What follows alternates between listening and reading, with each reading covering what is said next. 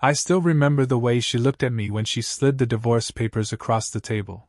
Cold, sure of herself, like she'd already made peace with throwing our years together away. No discussion, no second chances. Just a firm belief that I'd betrayed her with her own sister.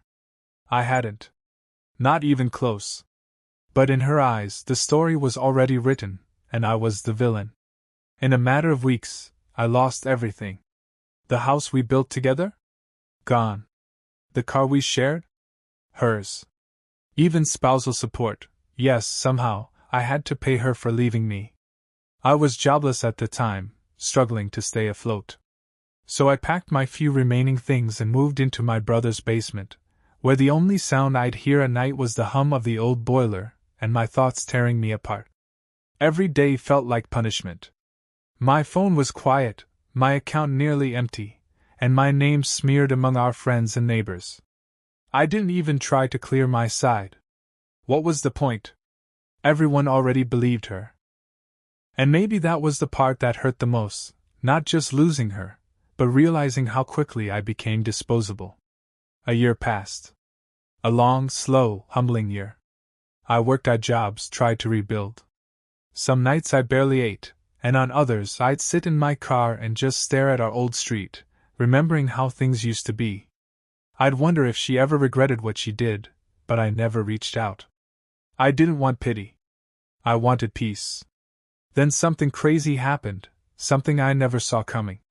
I was down to my last $20 when I bought a scratch-off ticket at a gas station, just trying to feel something different that day. It felt stupid, until I saw the numbers. $5 million. I stared at the ticket for a full 10 minutes, blinking, reading it again and again. I thought it was a mistake. But it wasn't.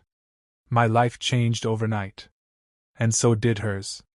2 weeks after the news broke, I got a message from her, short, sweet, almost too casual for someone who tore my life apart. I miss us. Just like that. No apology. No explanation. Just a message like nothing ever happened. I didn't reply at first. I let it sit. But then an idea started forming in my head. Not out of spite. Not revenge. I just wanted closure, on my terms this time. I invited her to dinner. Same restaurant where she dumped me last year. Same corner booth. Even asked for the same server. She walked in that night, wearing a soft smile, eyes bright like nothing had changed. She looked around, maybe expecting a warm hug or a second chance. And then she saw what was waiting for her on the table, and her smile slowly began to fade. On the table sat a single envelope. Nothing fancy, just plain white, like something you'd get from the bank or a lawyer's office. But the way her eyes locked onto it, you'd think it was ticking. She froze mid-step, like her legs didn't know whether to keep walking or run the other way. I stayed seated, calm, letting her feel the same kind of confusion I felt the day she blindsided me. She finally sat down across from me, carefully, like she was afraid to breathe too hard. The smile she walked in with was gone now, replaced by something between curiosity and discomfort. "This place brings back memories, huh?" I said, trying to sound casual, even though my heart was pounding. I wasn't angry. I wasn't here for drama. But I wanted her to feel the weight of this moment, like I had when I left that same table a year ago, completely shattered. She gave a small nod, eyes flicking back to the envelope. "You look good," she said, voice soft. "I saw the news. About the lottery. I wasn't sure if you'd even respond to me." I didn't answer that. Instead, I looked out the window beside us, where the city lights blurred behind the glass. The last time I sat there, I remember feeling like the world was ending. Tonight it was different, but not easier. "I never cheated," I said, finally turning to her. "Not with your sister. Not with anyone." Her face twitched, guilt, maybe, or something close. "I know," she said quietly. That hit harder than I expected. "You knew? Then why?" She looked down, fiddling with her napkin. "I was angry. I felt ignored. Like you weren't there for me anymore. And my sister, she told me things. I believed her. I was stupid. Her words floated in the space between us like smoke, thin, but heavy. I studied her face, trying to read the person I once loved. Was this regret? Or something else? I couldn't tell anymore. I lost everything, I said. And you didn't even ask if any of it was true. You just walked away. I know, she said again, softer this time. But I've changed. I've been through a lot too. I almost laughed. Did you sleep in your cousin's garage for a month because your credit was ruined? Did you get rejected from jobs because your name was dragged through the mud online? Did you have to borrow money just to eat? She didn't answer. I finally slid the envelope toward her. She stared at it like it might bite her. What's this? She asked, barely above a whisper. Go ahead, I said. She slowly opened it, and her hands trembled as she pulled out what was inside. I watched her eyes move across the paper, her lips parting slightly as the color drained from her face. And just like that, she looked up at me, blinking fast. Is this some kind of joke? I didn't smile. I didn't flinch. No. This is just the beginning. She kept staring at the document in her hands, the paper trembling slightly between her fingers. It wasn't flashy, not some legal threat or grand gesture. It was a photocopy of the wire transfer confirmation. $5 million moved into a newly opened foundation I created in my mother's name. A foundation dedicated to helping struggling men get back on their feet after divorce and false accusations. I'd already signed over the first grant to a shelter for displaced fathers. You didn't keep the money? She asked, her voice a mix of disbelief and panic. You gave it away? I leaned back in my chair, watching her carefully. Not all of it. I kept enough to live comfortably. But this money was never going to fix the past. So I figured I'd use it to help the people no one talks about. Men like me, who get crushed by the system and forgotten. She opened her mouth like she wanted to say something but closed it again. Her eyes were darting around now, like she couldn't find steady ground. The confident woman who walked in earlier, sure she could just slide back into my life, was unraveling by the second. I didn't come here to fight, I said, keeping my tone even. I just wanted you to see who I became after you left. Not for your approval. Just so you know I survived it. And I'm not the man you tried to break. She looked down, silent, and for a moment I wondered if maybe she really was sorry. But then she asked, why didn't you tell me the truth back then? About your innocence? I tried, I said. You didn't want to hear it. You were too busy listening to your sister. Her jaw tightened at the mention of her sister. That was a wound she wasn't ready to face. But I didn't let it go. She told you she saw us together. You believed her without proof. And now I hear she's living in your old house, driving the same car you took from me. She blinked, and that was the moment it hit her. Her hands slowly lowered the paper onto the table. Wait, what do you mean she's living in the house? I didn't answer right away. I let the question hang. Let the weight of her choices slowly settle in. She called me, I said after a pause. A few months ago. Said she wanted to meet. She had a few things to get off her chest. Her face paled, but I could tell she was trying to hold it together. You met with her? I nodded. Twice. Once at a cafe. Then again at her condo. Turns out, not everyone can carry a lie for long. Especially when guilt gets heavy. She looked like she was going to be sick. What did she say? She whispered. I leaned in slightly, locking eyes with her. She told me everything. And right then, she pushed back from the table, her chair scraping the floor as her breathing grew uneven. She stood up so fast her chair nearly tipped over, her eyes wide, almost desperate. You're lying, she said, voice shaking. My sister wouldn't, she wouldn't do that to me. I stayed seated, calm on the outside, but inside my chest felt like it was about to burst. I'd replayed this moment in my head for months, what I'd say, how she'd react. But now that it was happening, it felt heavier than I imagined. She admitted to everything, I said slowly. The text she sent you, The fake photos. Even how she planted that story with one of your friends just to make it sound real. She was jealous. Of you? Of us. She covered her mouth with her hand, her breathing uneven. No, that doesn't make sense. She was the one who helped me pack my things. She cried with me when I left. She played you, I said. And she played me too. But at least I got the truth. You never even gave me that chance. Her legs finally gave out and she sat back down, almost like her body couldn't hold the weight of what she just learned. The tension in the air was thick now. I could hear the clinking of silverware from nearby tables, faint music playing from the speakers above us, but it all felt far away. I was angry, she said, eyes now glassy. I was heartbroken. I thought you betrayed me with the one person I trusted most. I couldn't take it. You didn't even ask. I said again, my voice quieter now. You filed for divorce within a week. Took the house, the car, everything. I begged you to slow down, just talk to me. But you said you were done.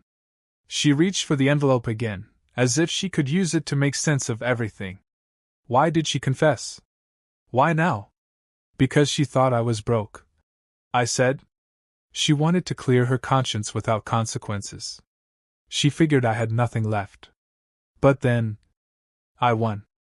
Her face twisted, shame, anger, confusion. It was hard to read. And now you want revenge? I shook my head. No. If I wanted revenge, I'd have done it already. I invited you here because you said you missed us. You said you missed me. So I gave you a chance to see who I'd become. She didn't respond. Just stared at me, eyes full of questions and pain. You told me once, I added, that love is proven in the worst moments. That when someone's at their lowest, that's when you either stand beside them, or walk away. She lowered her gaze. I failed you. I didn't need perfection, I said. Just belief. Just one reason to fight for us. The silence that followed was loud, too loud. Then, from her purse, her phone buzzed. She looked at it, and her expression changed. Panic. Is everything okay? I asked, watching her closely.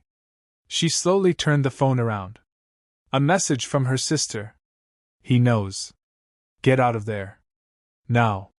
She froze, the phone still in her hand, her eyes darting up to meet mine. All the color had drained from her face. I don't know what this means, she stammered, her voice barely above a whisper. But her shaking hands betrayed her. You sure about that? I asked quietly, not moving. Because that message doesn't sound like it's coming from someone who's just guilty. It sounds like she's scared. She stood up again, fumbling with her bag. I need to go. I'll call you later. But I blocked her path gently with one hand, not touching her, just enough to make her stop. Sit down. You wanted to talk. Let's finish.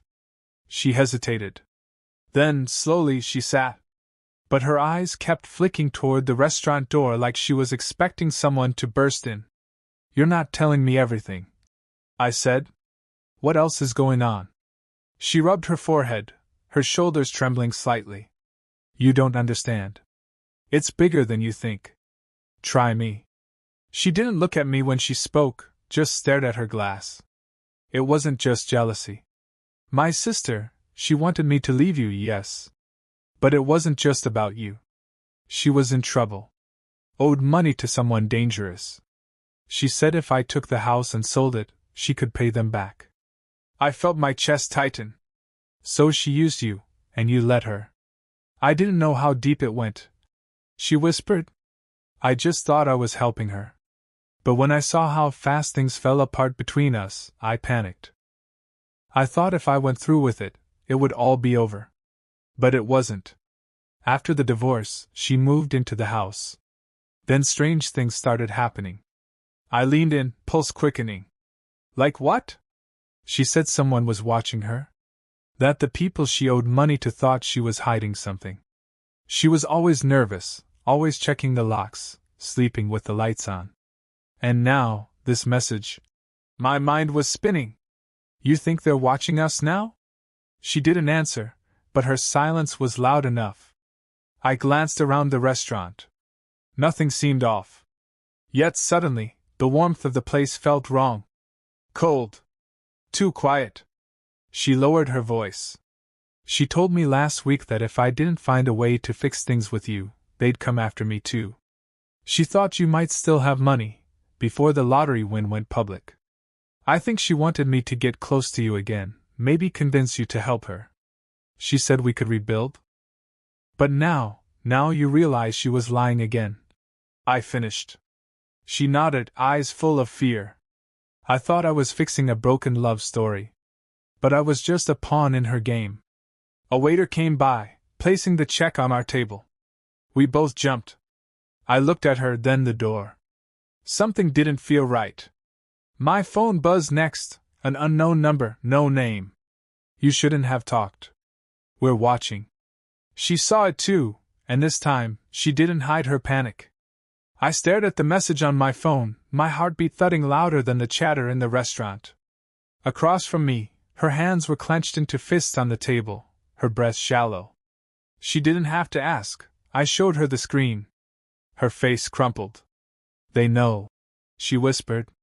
We're not safe. I stood up, threw a few bills on the table without even checking the amount, and grabbed her hand. We're leaving. Now. She didn't argue. We moved quickly, not running, but fast enough to draw a few curious glances. As we stepped out into the cool night air, I scanned the street. Everything looked normal, too normal. But after that message, every shadow felt like it was watching us. My car was parked a block down. I kept her close, checking behind us with every few steps. We reached the car, and just as I opened her door, a black SUV pulled slowly around the corner. Tinted windows. No plates. I froze. She saw it too. That's them, she said, voice shaking. I shoved her into the passenger seat and slammed the door. By the time I got in and started the engine, the SUV had picked up speed. It was following. I pulled out and made a sharp right, weaving through side streets, trying not to panic. How long have they been watching? I asked, keeping my eyes on the rearview mirror. I don't know, she said. Weeks. Maybe longer.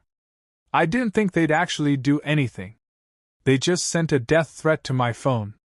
I'm sorry, she whispered, tears slipping down her cheeks. I didn't know it would get like this. I never wanted to hurt you. I was just so angry back then, and lost. The SUV was still behind us. Closer now. I reached into the glove compartment, pulled out the prepaid phone I'd kept since the day I bought the lottery ticket. I'd never trusted anyone, not after how things ended. I dialed a number I never thought I'd use. Detective Ramirez, a voice answered. That you? It's me, I said. You told me to call if anything felt off. It's time? He asked. Yeah, I said, watching the SUV close in. It's time. I hung up and turned sharply down a dead-end alley, on purpose. The SUV followed. I could feel her panic rising beside me. Why are you stopping? She cried. Because I knew this might happen, I said. And I'm done running. The SUV screeched to a stop behind us. Two men got out fast. But before they could take 2 steps, red and blue lights flashed from both ends of the alley. Unmarked police vehicles boxed them in.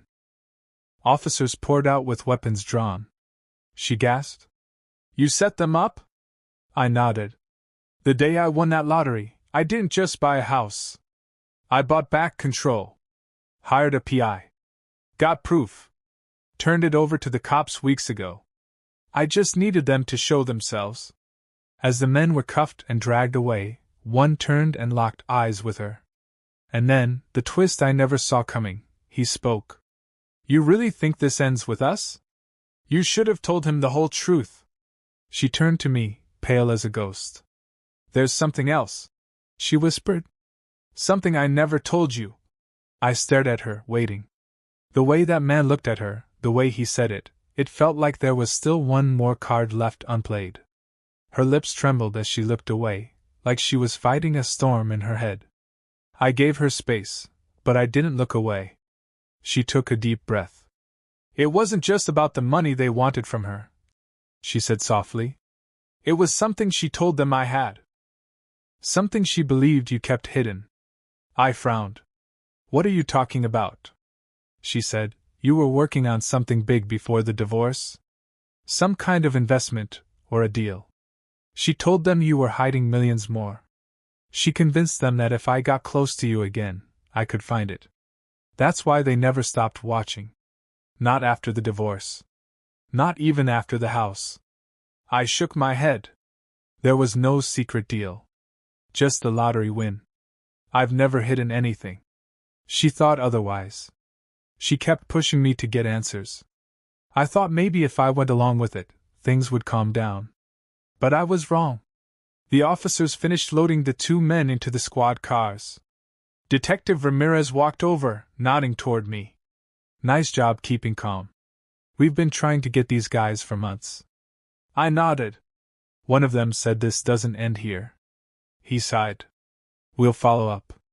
But if there's more you're not telling me, now's the time. I looked at her. She hesitated, then shook her head. That's everything. I swear. Ramirez gave us both a long look, then said he'd be in touch, and left. When the alley finally cleared out, and the quiet returned, we sat in the car for a long time. She stared ahead, and I stared at her. Everything between us had burned down once. Our marriage, trust, even love. What was left now felt like dust. But strangely, I didn't feel anger anymore. Just tired. I don't know if you really ever wanted to come back, I said. Or if it was always about getting close enough for answers. But either way, I hope you find peace. She looked at me, tears brimming. I didn't expect you to ever forgive me. I just wanted to feel something real again. Even if it was just for a moment. I nodded. We all make choices. Some we regret. Some we learn from. I drove her home in silence. No music, no small talk. Just the sound of the road beneath us. When we got to her place, she stepped out quietly, paused for a second, and said, "Thank you for not turning me away." I didn't answer. Just watched as she walked to her door, alone. That night I sat in my new home, the one I bought after sleeping in my brother's basement for a year. I looked out at the quiet street, the soft glow of peace I hadn't felt in years. The money didn't change everything. But the truth did. Sometimes, it's not about getting even. It's about knowing you survived the storm. And finally, you're standing where you belong.